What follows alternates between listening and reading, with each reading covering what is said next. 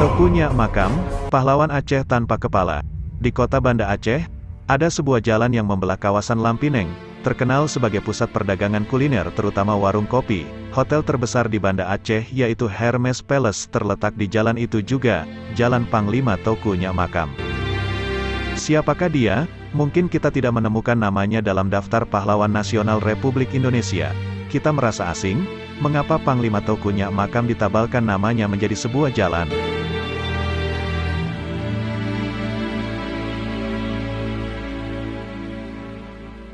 Panglima Kerajaan Aceh Darussalam, Teuku Nyak Makam dari kecil sampai remaja.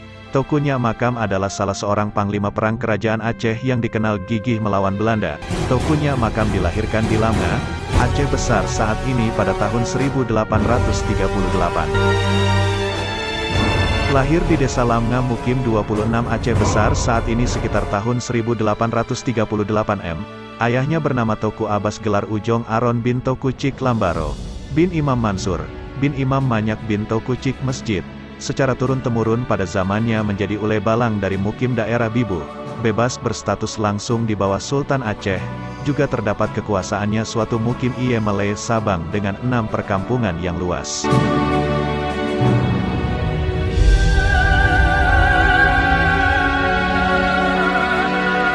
Ayahnya sendiri abang kandungnya Teuku Ibrahim Ujong Aron, dan saudara sepupunya Teuku Cik Ibrahim suami cutnya Din. Sejak usia 6 tahun Teuku Nyak Makam telah diserahkan menuntut ilmu di pesantren ulama Teuku Cik Abbas, adik ipar orang tuanya, di Lamnga. Kemudian melanjutkannya pendidikan ke Lambada Gigieng pada pesantren Tengku Lambada. Di samping pelajaran agama, ia juga belajar pencaksilat, ilmu sosial dan taktis gerilya pada Panglima Paduka Sinara, dan juga pembinaan Tuanku Hashim Bantamuda.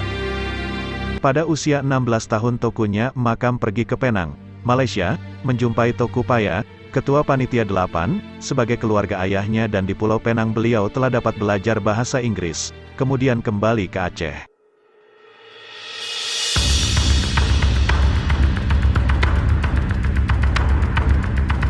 Konflik Aceh dan Belanda di Sumatera Timur.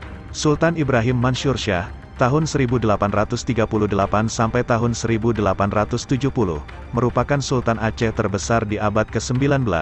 Pada saat itu Sultan dan para pembesar-pembesarnya telah mengetahui maksud dan tujuan Belanda yang sedang berupaya untuk menguasai wilayah-wilayah kerajaan Aceh seluruhnya. Belanda pada saat itu hanya sedang menanti kesempatan yang baik dan waktu yang tepat untuk mewujudkan niat jahatnya untuk menguasai kerajaan Aceh. Karena menurut Belanda selama kerajaan Aceh masih berdiri, Belanda tidak akan bisa leluasa menguasai sendiri perairan Selat Malaka. Oleh sebab itu mereka harus segera menduduki wilayah dan pusat kerajaan Aceh tersebut.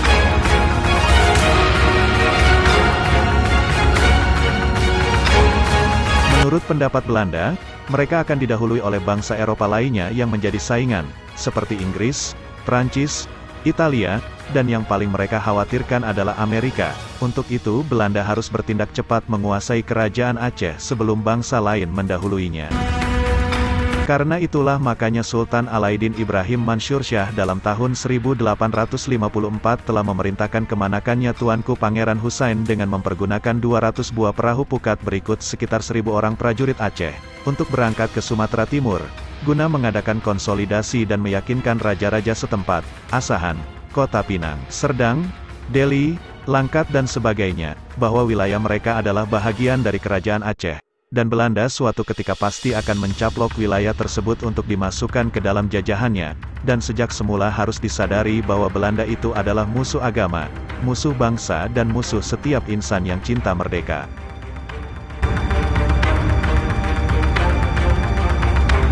Berkat penerangan dari Tuanku Pangeran Hussein, akhirnya raja-raja setempat pun menyadari bahwa berhasilnya nenek moyang mereka menjadi raja dan orang besar di tempat tersebut adalah karena diangkat dan dibesarkan oleh Sultan Aceh, bukan oleh yang lainnya, dan mereka pun mengakui bahwa dirinya adalah petugas dari Sultan Aceh. Untuk mengukuhkan kedudukan, Sultan Alaidin Ibrahim Mansur Shah memberikan kepada mereka sarakata pengangkatan yang baru, masing-masing dengan gelar, hak dan kekuasaan dan batas-batas daerah, serta diiringi dengan tanda-tanda kebesaran dan sebagainya.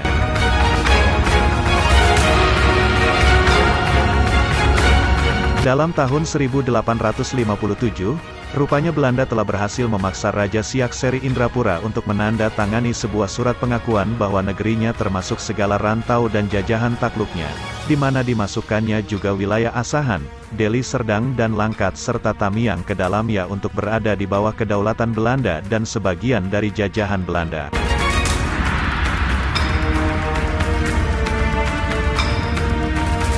Karena apa yang diperkirakan sebelumnya telah benar-benar terbukti, maka Sultan Aceh Alaiddin Ibrahim Mansur Shah, pada awal tahun 1858 telah menunjuk dan mengangkat Tuanku Hashim Banta Muda menjadi timbalan, Viceroy, Sultan Aceh untuk wilayah-wilayah Aceh Timur, Langkat, Deli Serdang, di mana Tuanku Hashim boleh memilih sendiri staf-stafnya. Kemudian Tuanku Hashim segera berangkat ke tempat tugasnya, guna menghadapi, mematahkan, menggagalkan atau sekurang-kurangnya menghalangi niat busuk Belanda yang ingin menggeraniangi wilayah kerajaan Aceh yang jauh dari ibu kota, terutama wilayah subur di Sumatera Timur. Padahal sebelumnya baik Inggris bahkan Belanda dari dulunya mengakui bahwa daerah itu adalah sah termasuk dalam kedaulatan Aceh Darussalam. Malah menurut pengakuan Sultan Aceh sendiri wilayahnya sampai ke Tanah Putih Ayam Denak di Riau.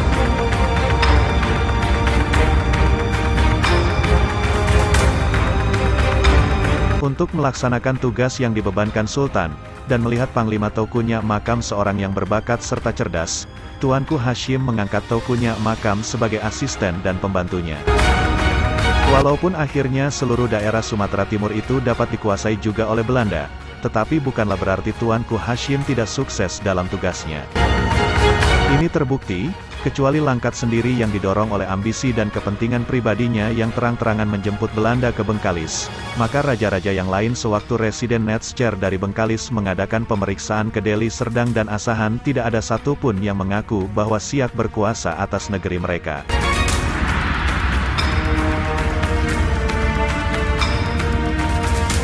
Tegasnya mereka menolak kedaulatan Belanda baik langsung maupun tidak langsung, apalagi melalui Siak atas negerinya. Kesimpulannya baik karena faktor Tuanku Hashim atau faktor kesetiaan kepada Aceh dari Raja Deli, sehingga menyebabkan rencana Belanda untuk menguasai Sumatera Timur di tahun 1862 itu telah gagal sama sekali, dan Belanda terpaksa pulang ke Bengkalis dengan tangan hampa.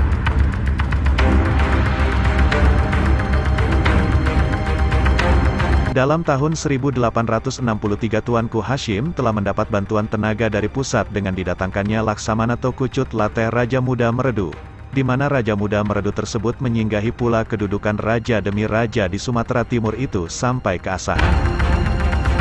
Kecuali Langkat sendiri, maka Deli apalagi Serdang, lebih-lebih lagi Asahan segera menyambut baik kedatangan Panglima Aceh tersebut dengan perasaan gembira dan bangga. Sebaliknya karena adanya Tuanku Hashim Banta Muda yang telah menjadi menantu pangeran, Musa Langkat yang merupakan mertuanya yang sengaja memasukkan Belanda menjadi gagal untuk menandatangani surat penyerahan Langkat kepada Belanda.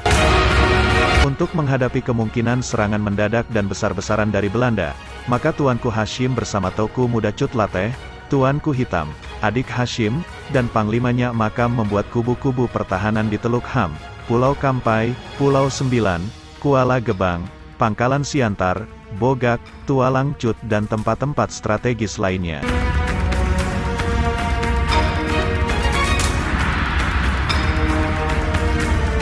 Saat itu Panglima Teukunya Makam ditugaskan untuk mempertahankan benteng Pulau Sembilan yang berseberangan dengan Pulau Kampai, sehingga sewaktu Residen Netzer mencoba menggempur benteng Aceh di tempat tersebut dengan mudah saja prajurit-prajurit Aceh memuntahkan pelurunya dari dua jurusan ke kapal perang Belanda tersebut, sehingga Netzer tersebut terpaksa lari ikut pulang ke pangkalannya.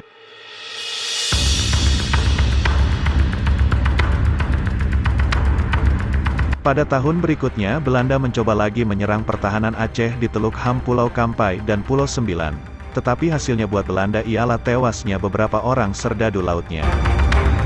Sejak itu buat sementara Belanda telah mengalihkan perhatiannya ke Asahan dan Serdang yang dianggap Belanda keras kepala, karena setia kepada Aceh dan tak mau menyerahkan kedaulatan negerinya kepada Belanda. Pada tanggal 23 Mei tahun 1863 Residen Netzcher dari Bengkalis mengirimkan surat ancamannya kepada kedua raja tersebut. Toku Sultan Basharuddin Syaiful Alam Syah sedang menolak mentah-mentah untuk sekedar menerima surat tersebut, malah mengusir si pembawanya untuk segera berangkat dari hadapannya.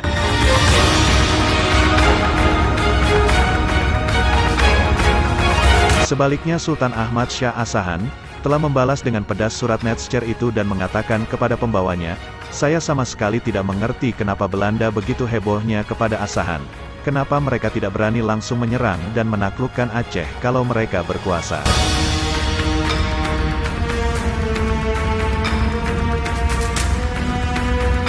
Dengan keputusan pemerintah Hindia Belanda tanggal 25 Agustus tahun 1865, berangkatlah 6 buah kapal perang Belanda dengan memuat 1.000 orang serdadunya di bawah pimpinan Kapten Van Ries. Angkatan daratnya dipimpin oleh Mayor Van Heemskerk dan pimpinan politiknya langsung dipegang oleh Residen Riau Netzcher. Tanggal 12 September tahun 1865 mereka tiba di Asahan dan Residen Netzcher langsung menyampaikan ultimatum perang kepada Sultan Asahan, yang ditulis di atas kapal Jambi tanggal 12 September tahun 1865. Isinya antara lain meminta kepada Sultan supaya memilih dua kemungkinan, yaitu menyerahkan kedaulatan negeri Asahan atau perang. Sultan Asahan sedikit pun tidak menggubris dan menghiraukan ultimatum itu. Akibatnya Belanda menggempur Asahan dari dua jurusan, sebagian mendarat di Kampung Bogak Batubara menuju Asahan dan sepasukan lagi baru tanggal 17 September tahun 1865 berhasil mendaratkan tentaranya di Kampung Rawa. Setelah mengorbankan puluhan nyawa serdadu dan perwira-perwiranya dalam menghadapi perlawanan seru dari Sultan dan rakyat Asahan, baru Belanda berhasil menduduki Asahan. Kemudian Sultan Ahmad Shah yang perkasa itu dan kedua adiknya dibuang Belanda ke Tanjung Pinang. Tapi atas desakan rakyat, Belanda terpaksa mendudukkan beliau kembali ke tahta.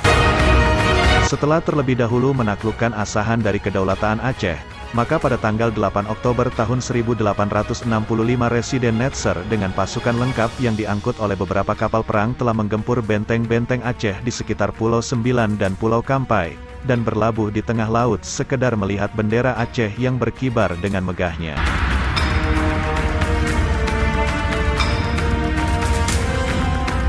Raja Burhanuddin diutus ke darat untuk menjumpai Tuanku Hashim.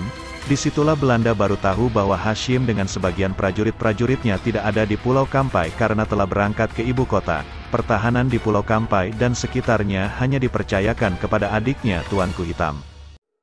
Tuanku Hitam diajak Raja Burhanuddin, yang juga dikenal sebagai Toku Komando, pegawai setia Belanda di Betawi, untuk menjumpai Netzcher ke kapal. Tuanku Hitam menolaknya. Walaupun dengan separuh lagi dari pasukan Aceh yang masih bertahan, namun demikian Belanda belum berani mendarat, dan mereka terpaksa kembali dulu ke Bengkalis.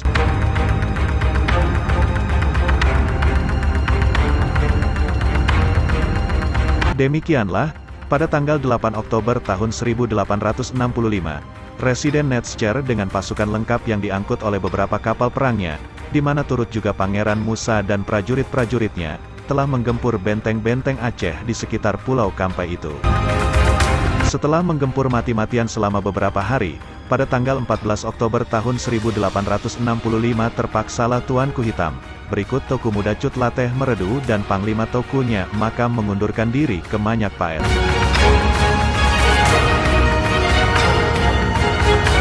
Pada tanggal 14 Oktober tahun 1865 itu juga pasukan Belanda di bawah pimpinan Kapten Cattenbek Komandan Pasukan Infanteri Belanda dengan dibantu oleh Letnan Laut Van Til, juga Pangeran Musa Langkat, telah berhasil masuk ke Sungai Temiang melalui Sungai Kuruk, untuk mengantarkan Tengku Sulung Laut guna dirajakan di Seruwe, sebagai Viceroy Langkat dan boneka Belanda. Sejak tanggal 18 Oktober tahun 1865 itulah, mulai berkibarnya bendera Belanda di salah satu sudut di Aceh, yaitu di Pulau Seruwe. Walaupun telah berhasil menguasai Seruwe, namun Belanda hingga sekian puluh tahun belum berani menyerang daerah-daerah Aceh lainnya, sampai meletusnya perang resmi di bulan April tahun 1873.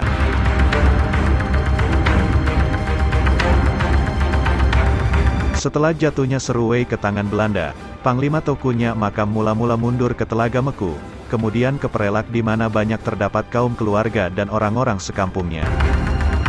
Beberapa hari di Prelak dan berdiskusi dengan Toku Cik Prelak tentang situasi, kemudian melanjutkan perjalanan ke Simpang Ulim. Di sana beliau menemui Toku Johan Lempasai juga menyampaikan hal yang sama. Dari Simpang Ulim beliau pergi ke Pulau Penang, dari Pulau Penang pulang ke Lamnga, Aceh Besar.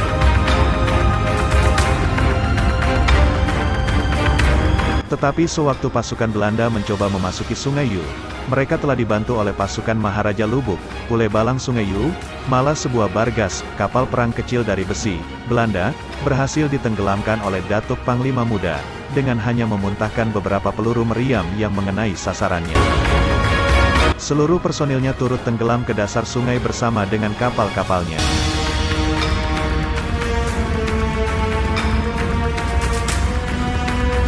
Terhitung sejak tanggal 14 Oktober tahun 1865, berakhirlah kekuasaan Aceh di Sumatera Timur, dan sejak tanggal 14 Oktober tahun 1865 itu juga mulailah berkibar bendera Belanda. Sejak saat itu pula bertambah berkobarlah kebencian Panglima Tokunya Makam kepada Belanda yang telah mulai dihadapinya sejak tahun 1862, yaitu 11 tahun sebelum perang resmi antara Kerajaan Aceh versus Kerajaan Belanda, yaitu pada tahun 1873.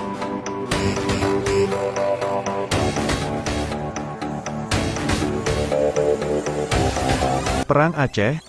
Setelah Sultan memperhatikan prestasi demi prestasi yang telah berhasil dicapai baik dalam berpolitik, strategi militer dan kepemimpinan yang dimiliki oleh Panglima Tokunya Makam sejak mudanya, maka atas keputusan Sultan Muhammad Daud Shah di markas Kemala Pidi, Lembah Pidi, pada tahun 1885 yang dihadiri Panglima Polem, Panglima Besar Tuanku Hashim Bantamuda, dan staf kerajaan lainnya diangkatlah Panglima Tokunya Makam dengan resmi diangkat menjadi Muda Biru Syarkiyah, yakni penegak kedaulatan Aceh di bahagian timur dan sekaligus sebagai Panglima Mandala Kerajaan Aceh di Sumatera Timur dan Aceh Timur dengan wakilnya Tokunya Muhammad, Nyak Mamat, dari Prelak.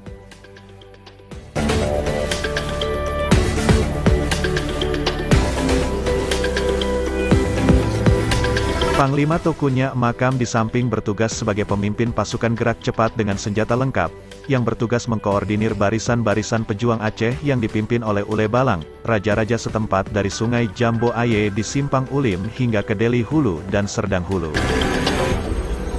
Adapun pasukan gerak cepat yang dipimpin langsung Tokunya Makam dengan didampingi oleh wakilnya Toku Panglimanya Mamat itu, baik taktis atau administrasinya dibagi atas beberapa pasukan. Di antara komandan-komandan pasukan yang dapat diketahui antara lain, Panglima Perang Ben, Nyak Muhammad alias Toku Tapa, Nyak Ali, Said Abdurrahman, Haji Abdullah, Toku Muda Sulaiman, Panglima Perang Umar, Panglima Perang Ulim dan Toku Madia, Sultan Ulim dan lain-lain.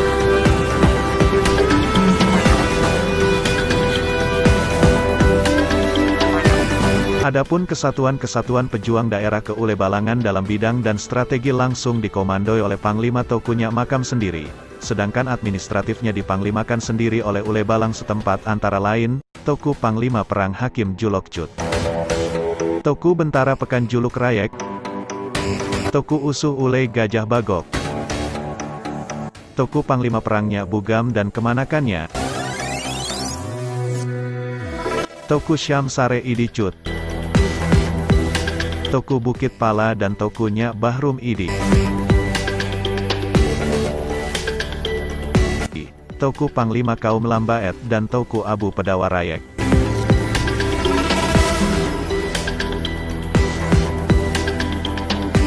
Toku Tibang Muhammad Husin dan anaknya Tokunya Gam dari Lintang Prelak.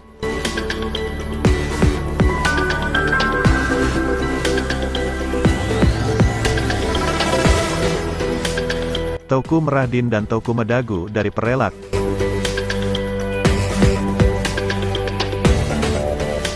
Nya Umar dari Alun Nireh. Toku Daud dari Lok. Panglima Perang Beni dari Bayeun. Toku Cik Bintara dan Toku Panglima Medehak dari Langsa. Tuanku Ibrahim, putra Tuanku Hashim Bantamuda Hashim, dan menantunya Said Ali, Habib Rayek, Manyak Paet.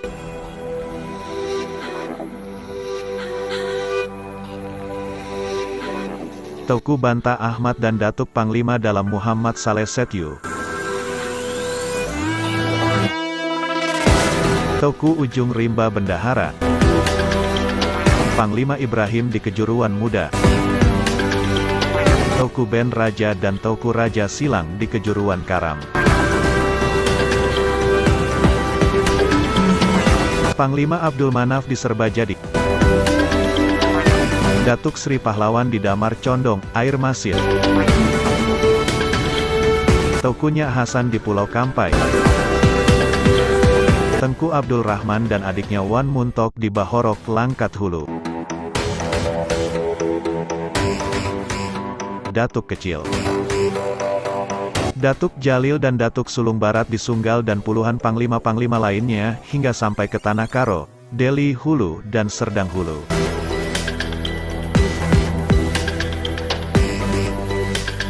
Sebagai gerak pertama setelah pengangkatannya menjadi Panglima Mandala Kerajaan Aceh di Sumatera Timur dan Aceh bagian timur, pada November tahun 1885 Panglima Teuku Nyak Makam dengan 140 orang anak buahnya yang terlatih rapi itu muncul di Tamiang untuk memulai operasinya. Dalam operasinya tersebut telah menimbulkan kepanikan bagi seluruh pembesar sipil dan militer Belanda apalagi bagi pengusaha-pengusahanya. Pada tanggal 18 Desember tahun 1885 dengan kekuatan 50 orang prajurit Panglima Teuku Nyak Makam yang dipimpin oleh Nyak Ulim telah menggempur tangsi Belanda di Seruwe setelah berhasil dipancing keluar dari kandangnya. Dalam penyerangan tersebut seluruh kolonial itu telah dijadikan bulan-bulanan umpan peluru dari tentara negara Aceh.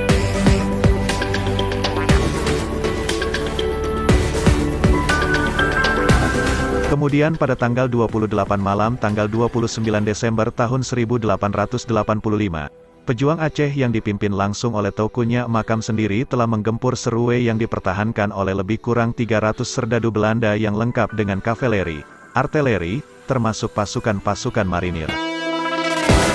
Panglima Teuku Nyak Makam berhasil mengobrak-abrik rumah penjara di Seruwe. Selain kepala penjaranya sendiri, beberapa orang serdadu Belanda tewas dalam pertempuran tersebut. Setelah menderita berbagai kerugian terutama kematian serdadunya, terpaksalah pertahanan Belanda di Seruwe mendatangkan pasukan tambahan sebanyak 124 orang serdadu mobil brigade termasuk 3 orang perwira di samping 1 peleton infanterinya. Dari Seruwe Panglima Teuku Nyak Makam berangkat ke Besitang. Mendengar bahwa pasukan Panglima Makam akan menyerang, mereka mengundurkan diri ke Pangkalan Siantar. Makanya Makam dengan sebagian besar anak buahnya terus masuk ke sekitar Langkat Hilir dan di sana beliau mengganyang perkebunan-perkebunan Belanda di Glen Bervie, Paloh Muradi, Gerbang, Serapuh, Tamaran, Tarau dan perkebunan lain di sekitar Langkat Hilir. Kejadian ini terjadi dalam bulan Februari tahun 1886.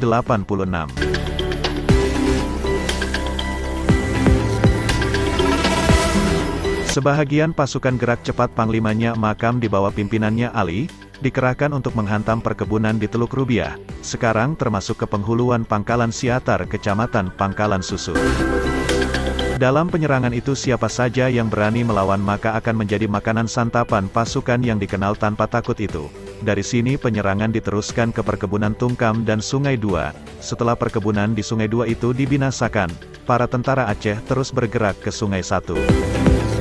Akibat dari penyerangan-penyerangan tersebut, perkebunan di Teluk Rubiah, Tungkam, Sungai Dua dan Sungai Satu terpaksa ditutup. Kejadian ini terjadi di bulan Februari hingga tanggal 11 dan tanggal 12 Maret tahun 1886.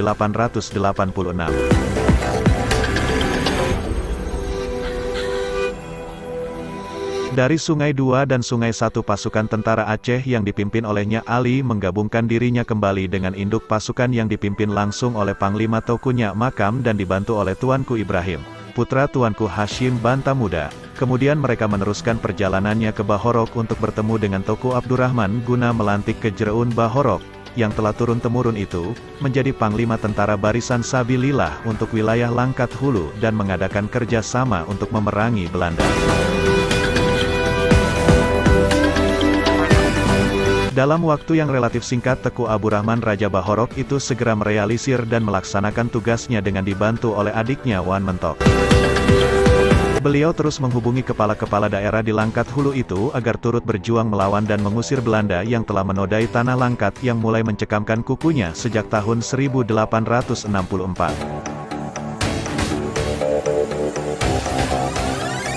Hasilnya sebagai akibat dari kerja sama Panglima Teuku Nyak Makam bersama tentara gerak cepatnya dari Aceh dengan Teuku Abdurrahman Kejerun Bahorok, Belanda terpaksa menempatkan garnizon militernya di Binjai, kemudian perkebunan Bekiun dan sekitarnya terpaksa dikosongkan. Belanda juga harus membayar ganti rugi sebanyak 75.000 gulden kepada maskapai Horizon, Inggris, akibat tak sanggupnya Belanda menjaga keamanan di daerah yang katanya telah dikuasai mereka sepenuhnya. Kemudian serdadu mereka juga banyak yang mati.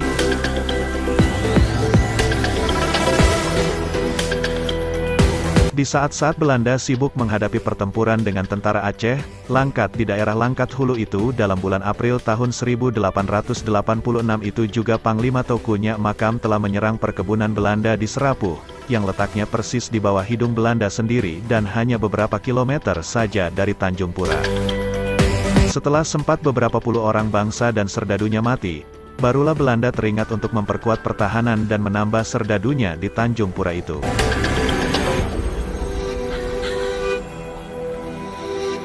Dalam bulan Mei 1886, dikala Belanda telah mulai tenang kembali, tiba-tiba Panglima Nyak Makam telah mengganyang perkebunan Belanda di Sungai Sedapan, ke hilir Besitang, yang baru saja dibuka. Akibatnya pengusaha Belanda terpaksa ambil langkah seribu, tak berani lagi menampakkan dirinya ke tempat semula dan menghentikan sama sekali rencananya.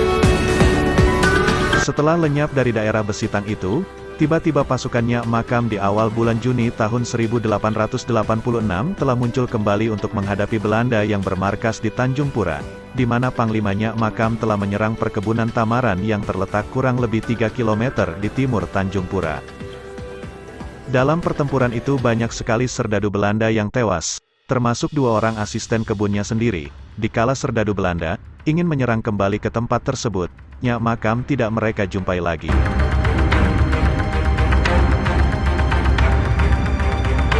Demikianlah, dalam masa 14 bulan itu, Maret tahun 1885 sampai dengan Juni tahun 1886, menurut pengakuan Belanda sendiri di daerah Langkat Hilir dan Teluk Haru itu tidak kurang dari 25 kali pasukan Sabilillah Panglima Nyak Makam mengadakan penyerangan, yang terpaksa mereka hadapi dengan pengorbanan yang tidak alang kepala.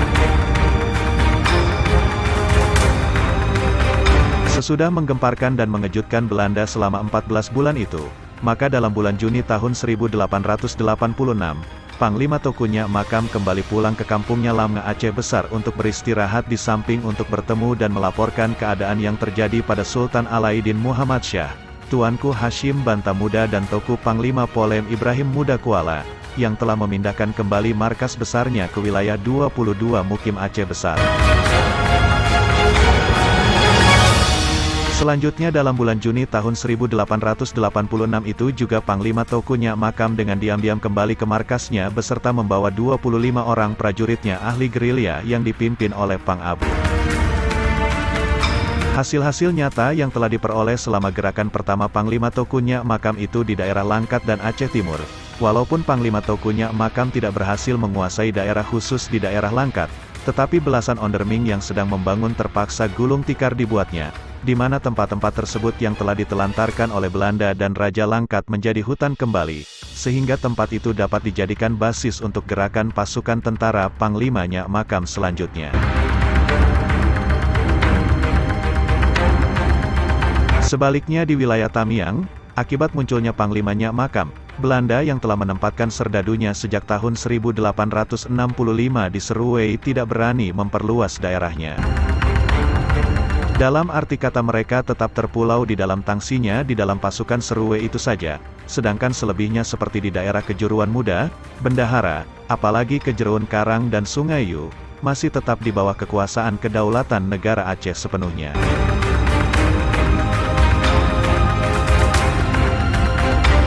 Teuku Nyak Makam kembali ke Aceh Besar, setelah meninggalkan wilayah Tamiang. Dalam perjalanan pulang, Panglima Teuku Nyak Makam tidak langsung pulang ke kampungnya di Lamnga, tetapi sambil berobat beliau menyempatkan diri singgah di tempat-tempat yang telah beliau tempatkan komandan-komandan pasukan sejak dari Prelak, Idi, Kerto, Nisam, Samalanga, Meredu dan Pidi untuk berjumpa dengan Sultan, Panglima Polem, terutama gurunya Tuanku Hashim Bantamuda di Padang Tiji. Kemudian setelah mengadakan kontak dengan mertuanya, barulah beliau pulang ke kampung halamannya di Lamngan.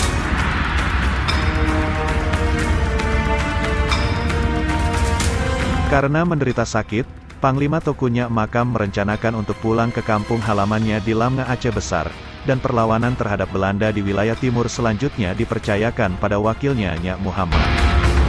Setelah itu Panglima Tokunya Makam langsung berangkat menuju ke Aceh Besar.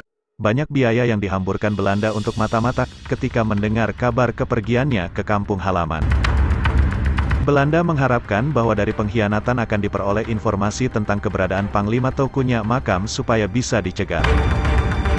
Tapi Panglima Tokunya Makam selalu berhasil mempermainkan Belanda. Karena Panglima Tokunya Makam mengenal siapa pengkhianat itu, maka mudahlah baginya melangsir berita palsu mengenai di mana dia berada. Sebuah berita, Aceh Kouren, tanggal 14 Januari tahun 1893 mengatakan bahwa Panglima Tokunya Makam sudah berada di Aceh Besar, sementara sebuah berita, Delhi Kouren, di sekitar masa itu mengatakan bahwa Panglima Tokunya Makam berada di Prelak. Lalu pasukan Belanda diberangkatkan ke Prelak, tapi Panglima Tokunya Makam masih berada di Tamiang, dan menghantam pasukan Belanda di bagian ini ketika Belanda memalingkan perhatiannya ke Prelak.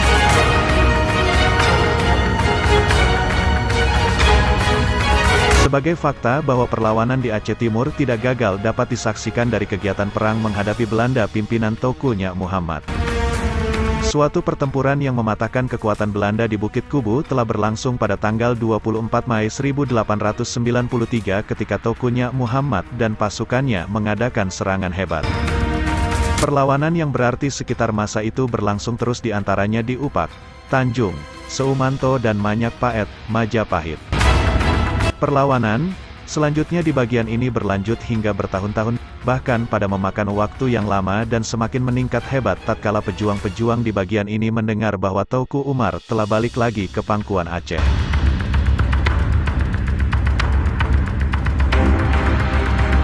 Tahun-tahun berikutnya Tokunya Muhammad mengaktifkan perlawanan gerilya di samping perlawanan yang masyhur dari Toku pejuang Gayo dari Telong. Belanda yang sengaja telah melepaskan mata-mata untuk mengikuti langkah Panglima Tokunya Makam, yang terkenal licin dan boleh disebut seorang intelijen yang terulung yang paling ditakuti oleh Belanda. Dalam bulan November tahun 1893 Panglima Tokunya Makam masih berada di wilayah Pidi. Belanda sama sekali tidak berhasil walaupun telah menghabiskan dana yang besar untuk mengetahui di mana Panglima Tokunya Makam berada. Sehingga seperti orang yang linglung demikianlah tamsilan untuk Belanda ketika diberitahukan secara resmi oleh Teuku Umar bahwa Panglima Tokunya Makam telah berada di Kuala Gigih. Teuku Umar ketika itu sudah menjadi Panglima Perang Besar Belanda dan dia mengatakan bahwa Panglima Tokunya Makam telah diangkat menjadi pembantunya untuk memelihara keamanan di bagian 26 Mukim. Demikianlah kejadian dalam penghujung tahun 1893. Komandan militer Belanda di Medan amat kecewa terhadap gubernur militer di Aceh, Jenderal De Kerhoff yang bersikap lunak terhadap musuh-musuh Belanda yang paling berbahaya seperti Panglima Tokunya Makam itu. Padahal ia telah banyak menewaskan Belanda, dia adalah penyerang yang sangat tangkas, orang yang ditakuti oleh administratur kebun, karena jiwa mereka senantiasa terancam, setiap saat dapat saja membakar dan mengadakan sabotase di perkebunan. Di mana sedang giat-giatnya Belanda membuka perkebunan dan tambang, maka disitulah Panglima Tokunya Makam giat mengadakan sabotase dan penyerangan gerilya.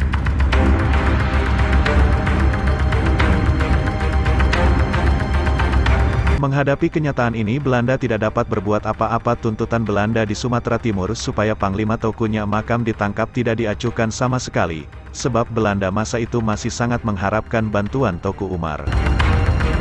Tapi dendam kusumat Belanda terhadap Panglima Tokunya Makam tidak bisa hilang begitu saja. Dendam kesumat itu segera menonjol begitu Teuku Umar dalam bulan Maret tahun 1896 balik arah untuk melawan Belanda.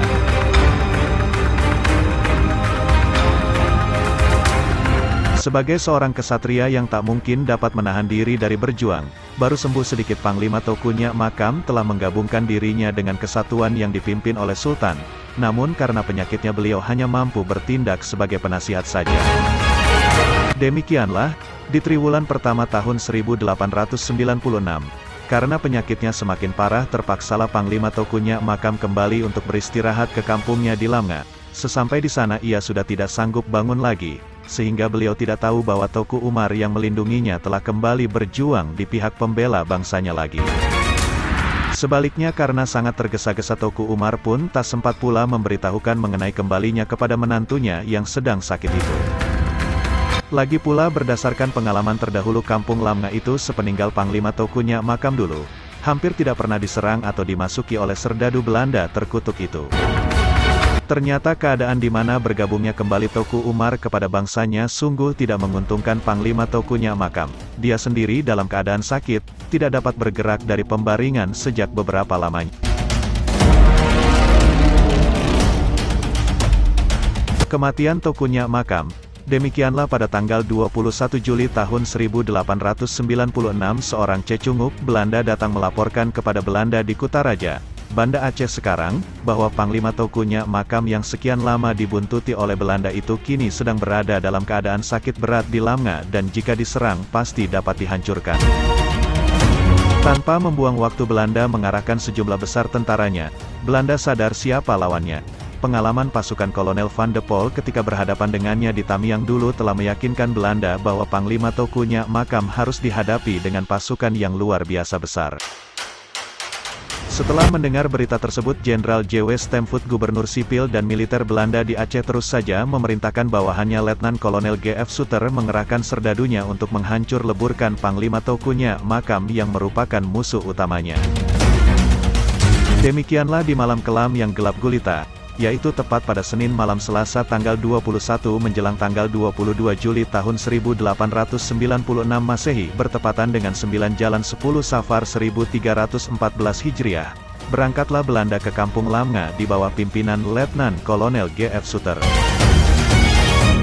Pasukan ini terdiri dari berbagai gabungan Korps Marsose, 1 Batalion Infanteri ke-3 sebanyak 3 kompi dari Batalion Infanteri ke-6 sebanyak 1 Batalion ke-12 sebanyak 1 pasukan kavaleri dengan 45 orang dari pasukan Zeni. Pasukan ini didatangkan dengan mengatur kepungan serentak dan berkombinasi dengan 1 detasemen dari batalion yang ditempatkan, garnizon, di Kuala Gigieng yang berjumlah kurang lebih 2.000 orang serdadu seluruhnya. Dengan kekuatan sedemikian dahsyat itulah Belanda baru sanggup dan berani menghadapi seorang insan Aceh yang sedang sakit parah. Tetapi Belanda mengerti berdasarkan pengalamannya bahwa setiap orang Aceh bernilai sama dengan 100 orang serdadu Belanda. Tapi terhadap diri Panglima Tokunya Makam musuh utama dan yang paling ditakuti oleh Belanda ini, bernilai 10 kali lipat lagi, seorang baru sebanding dengan beliau sebanyak 1.000 orang Belanda dan andai kata ada pengawalnya 10 orang, maka mereka harus dia hadapi oleh 1.000 orang Belanda yang lain lagi.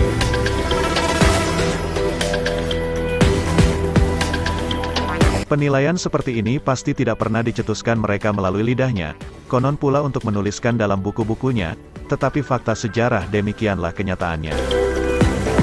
Demikianlah, kampung Lamnga yang sunyi sepi, yang tak ada nilainya dari sudut strategi militer, terus dikepung rapat dengan ketat dan disekat dengan tiba-tiba, sehingga penduduknya yang rata-rata adalah kaum wanita, ditambah kakek-kakek yang telah tua renta, dan bocah-bocah yang masih ingusan pastilah tak sanggup, dan tidak ada kesempatan lagi melakukan sesuatu menghadapi sergapan mendadak dari serdadu Belanda. Konon pula untuk mengungsikan Panglima Tokunya Makam yang sedang sakit parah dan tergeletak di pembaringannya. Sedangkan Panglima Tokunya Makam sendiri dalam keadaan seperti itu, di luar dugaannya pastilah pula tak ada kesempatan lagi berbuat sesuatu, dan dia sendiri tidak berdaya sedikitpun. Andai kata beliau masih sanggup bergerak pastilah beliau akan meluluh lantakkan beberapa orang Belanda sebelum beliau dapat disekap dan ditawan mereka. Karena itu sama sekali tidak mungkin lagi, maka selanjutnya dia serahkan dirinya kepada Allah dengan tulus tekad sepenuh hati. Beliau rela berjuang demi mempertahankan kedaulatan negara Aceh yang merdeka dengan mempertaruhkan tubuhnya untuk menyambut seruan dan panggilan Tuhannya, Allah Rabbul Izzati.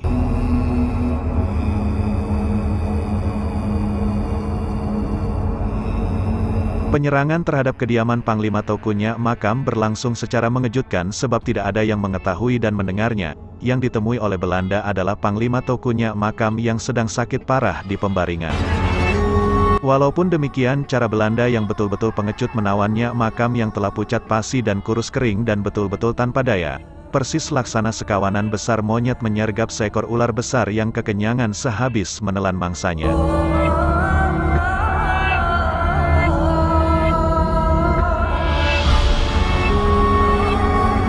Dengan serba kebengisan, Panglima Tokunya Makam lalu ditangkap kemudian diangkat dan dinaikkan ke tandu. Kemudian istri serta seisi rumahnya digiring dengan sangkur terhunus ke badan mereka masing-masing. Tokunya Makam dan istrinya digotong ke kampung Gigieng, di tempat Letnan Kolonel Suter sedang menunggu dengan harap-harap cemas.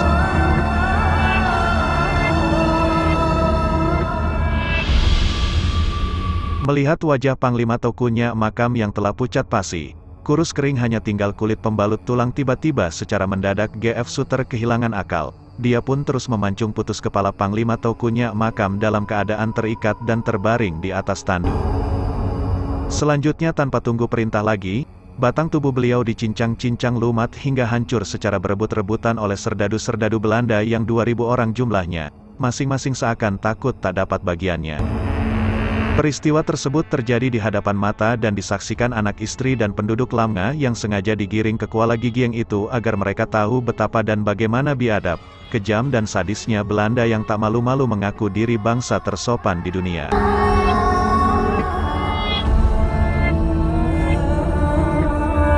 Kebiadaban penjajah Belanda. Setelah melumatkan tubuh Panglima Tokunya Makam, kepala beliau pun dijadikan bulan-bulanan tentara Belanda seperti bola sebagai tanda kemenangan.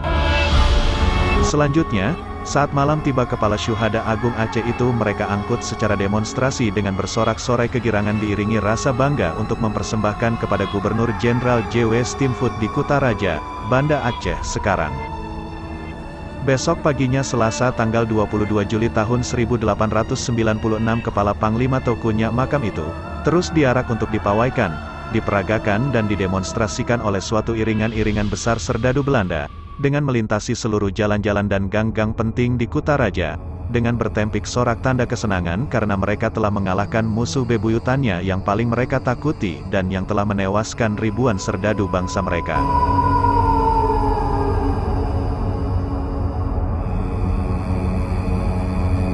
Tidak beberapa lama kemudian, kepalanya yang sudah terpisah dari tubuhnya yang sebelumnya telah dibalsem, lalu dikirim ke Batavia kepada Tuan Besar Gubernur Jenderal, Panglima Besar dan Pembesar-Pembesar Hindia Belanda yang berada di sana.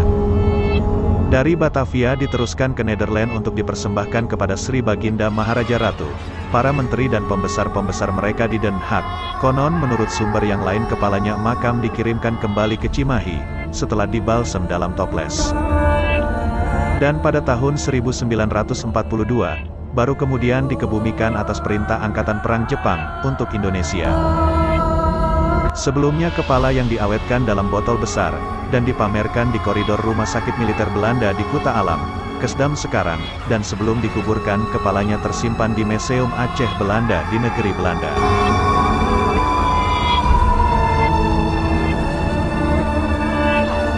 Ingatlah selalu sejarah, Panglima Tokunya Makamlah satu-satunya pejuang Aceh yang badannya bermakam di Serambi Mekah tetapi kepalanya pernah dihinakan dan dijadikan piala oleh Belanda. Itulah kebuasan, suatu kejahatan kemanusiaan yang tidak ada taranya. Hasil kemenangan yang dikecap oleh Belanda terhadap seorang tua yang sakit dan lemah, sebagaimana penjajahan atau penindasan manusia atas manusia lainnya tidak layak ada di dunia.